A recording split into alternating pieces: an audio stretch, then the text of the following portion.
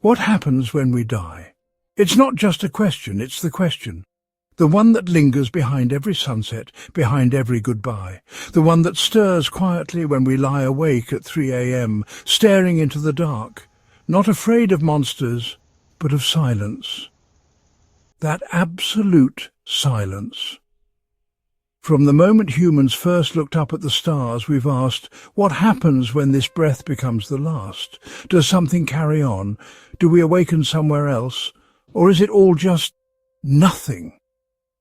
This question is not rooted in fear, it's rooted in wonder, because we are the only creatures, as far as we know, who bury their dead with care, who tell stories of an afterlife, write poems about souls, imagine heavens, and ask the wind to carry our prayers. Even in the quietest corners of history, we find the same curiosity. Is this all there is, or is death a doorway? Ancient Egyptians filled tombs with food and gold for the journey beyond. Tibetan monks describe the soul's path through realms of consciousness. Christian mystics speak of eternal life. Philosophers like Plato believed the soul pre-existed the body and would return to the realm of forms. And even modern scientists, some of them, are beginning to admit consciousness isn't as simple as brain chemistry. Across time and culture, the same image reappears, that maybe, just maybe, this life isn't the whole story. Maybe death is not the end of us. Maybe it's the end of the illusion that we were ever just bodies. But if there is life after death, how can we know? This is where our journey begins, in the space between what we know and what we feel, between science and soul, between reason and wonder.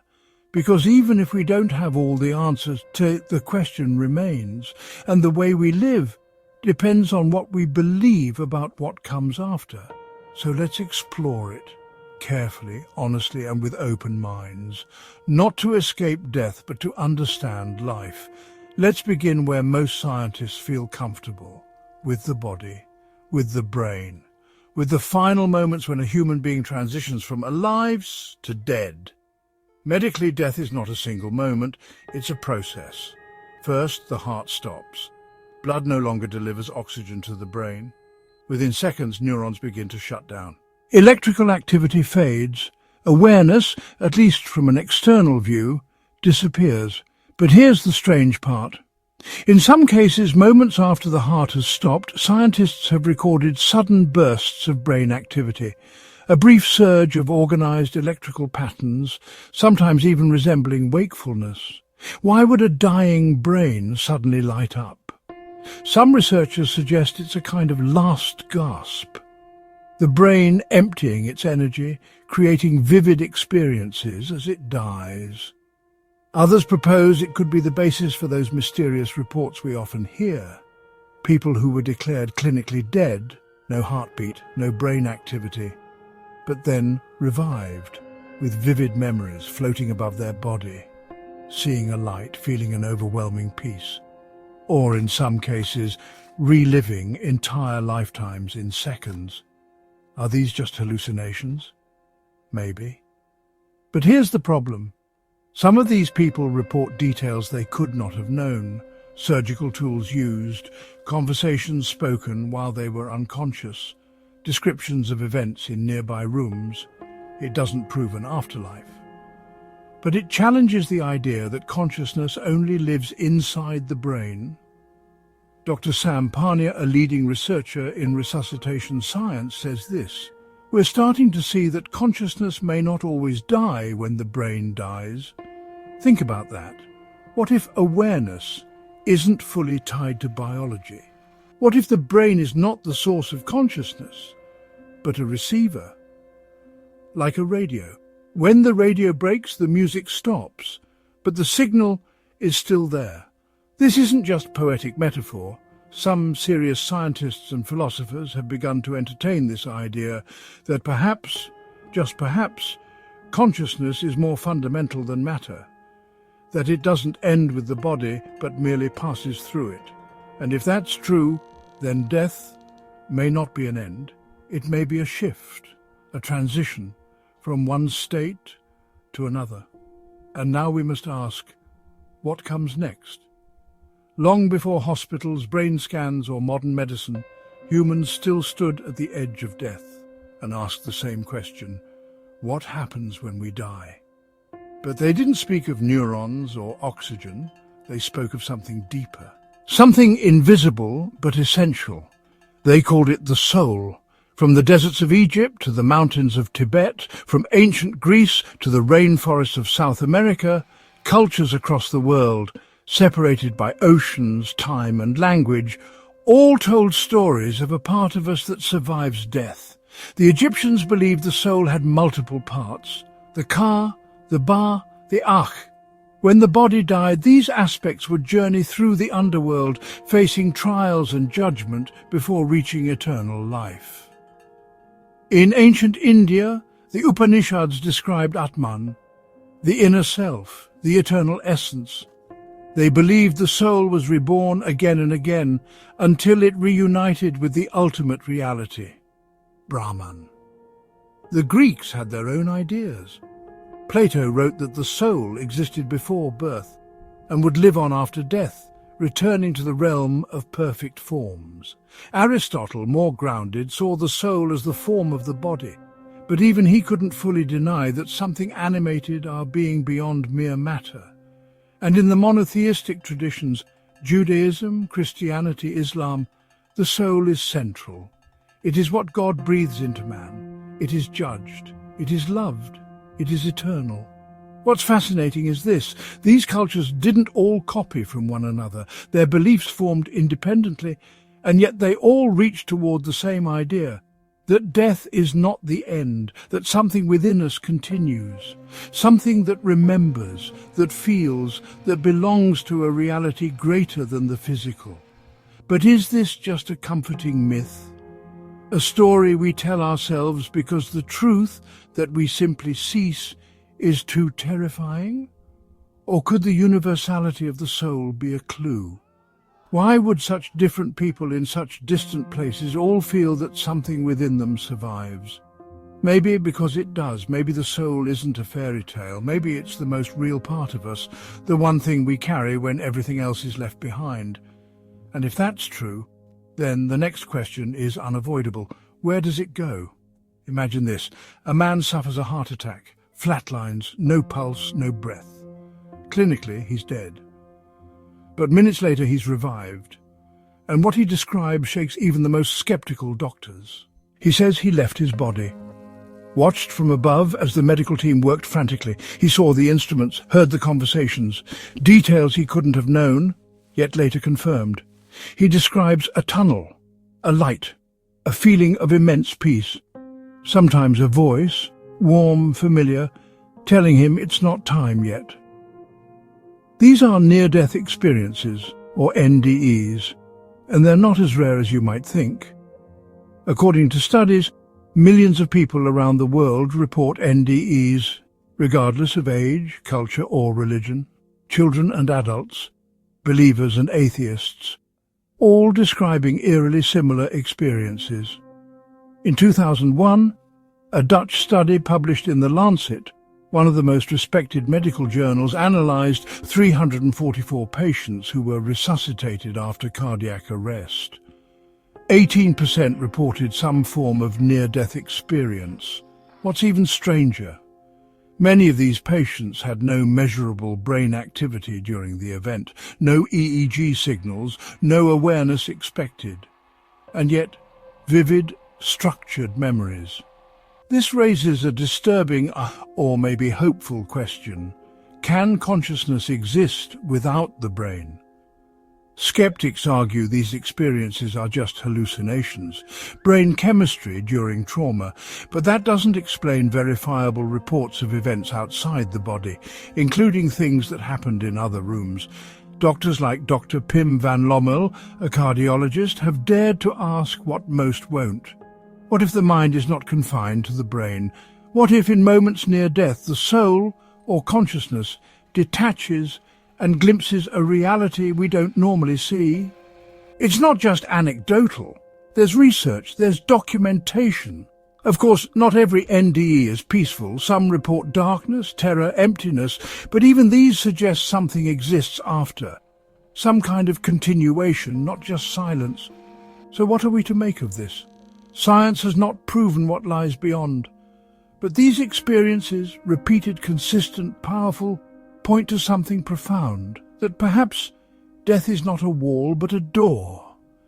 And on the other side, something is waiting, not fantasy, not myth, but something real, something the soul recognizes and maybe has always known. Close your eyes for a moment. Now ask yourself who is watching, not your eyes, not your brain, but you, the one who is aware of being aware. This is consciousness, the single most familiar thing in human experience and the most mysterious. Science can explain the heart, the lungs, the liver, even complex systems like memory or reflexes, but consciousness, no one knows how it works or even where it is. Is it a byproduct of neurons firing, just electrical signals in a wet computer made of flesh, or is it something more?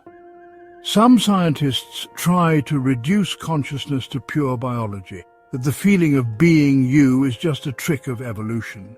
But this explanation falls flat, because subjective experience, the taste of an orange, the pain of loss, the joy of music, cannot be measured, scanned, or reduced to parts. The philosopher David Chalmers calls this the hard problem of consciousness. We can map the brain all we want, but we still don't know how or why experience happens. Why should atoms, unconscious, lifeless particles, suddenly give rise to awareness? And here's the deeper question. Why does consciousness feel timeless? You felt it. Those moments when time seems to stop. In awe, in grief, in love. That sense that the real part of you isn't your body. It's not bound by minutes or muscles. It's something beyond. Some scientists, even some neuroscientists, are starting to ask whether consciousness is fundamental. Not created by matter, but something that exists alongside it, maybe even before it. This isn't just speculation. Quantum physicists like Eugene Wigner and John Wheeler once proposed that consciousness might play a role in the fabric of reality itself. That observation, the act of awareness, might be more than passive. It might be creative. And if that's true, then maybe your mind is not an accident of biology. Maybe it's a window into something eternal. Because here's the strange truth. Consciousness can imagine things it has never seen. It can wonder about infinity. It can hope for life after death. It can love. And love does not behave like chemistry. It sacrifices, it remembers, it forgives.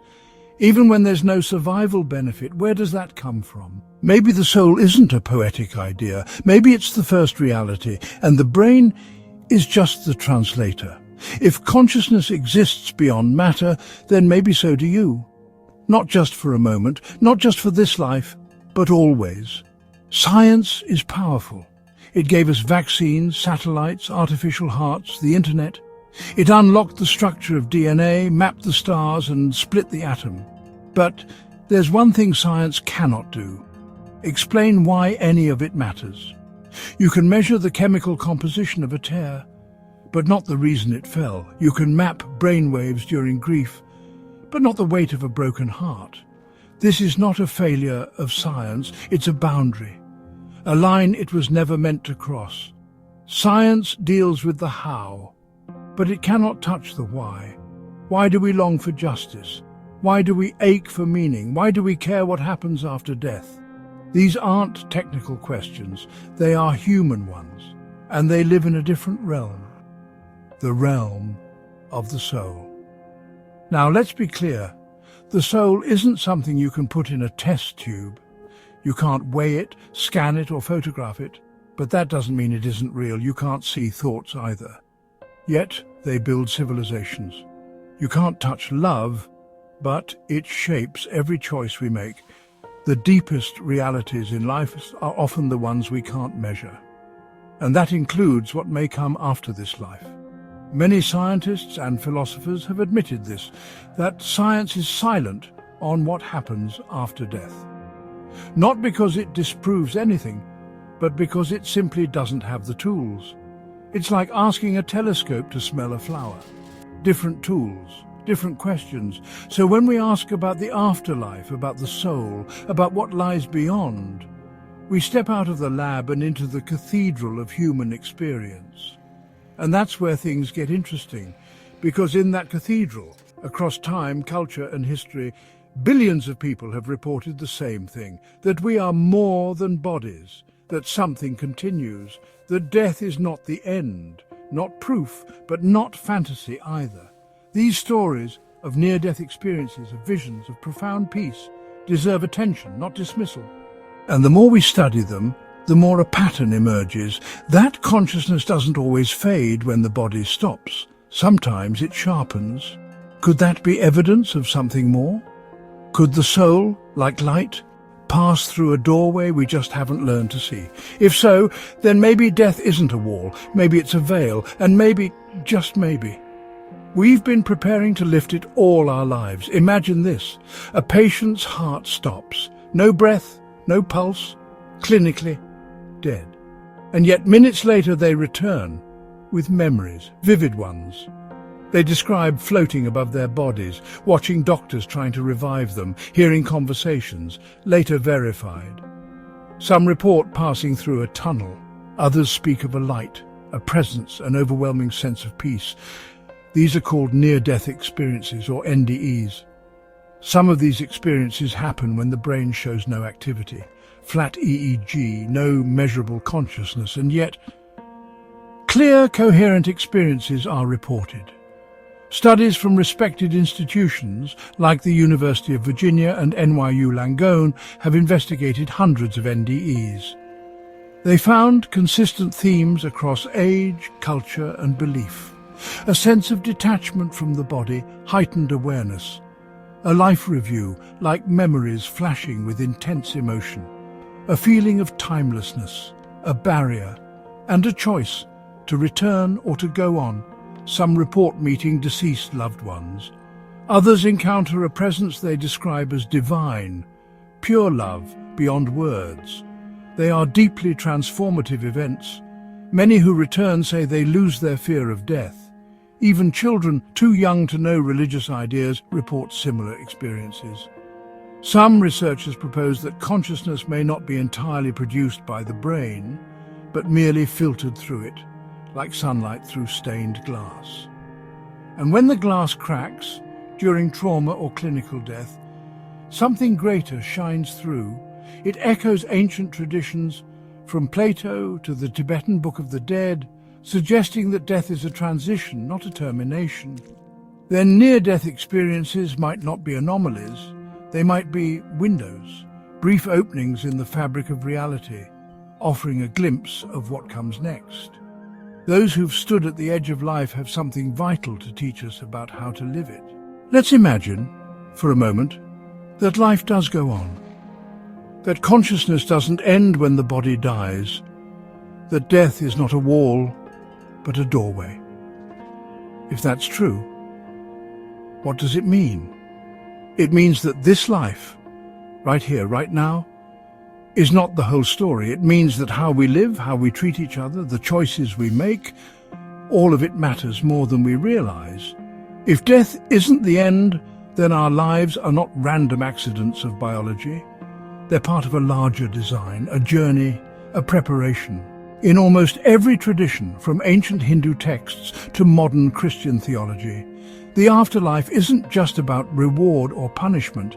It's about becoming, about growing closer to something higher, to truth, to goodness, to God. Even secular thinkers, philosophers, scientists, psychologists are beginning to explore the idea that consciousness may be more fundamental than matter, that mind doesn't just emerge from neurons, but may be woven into the very fabric of the universe.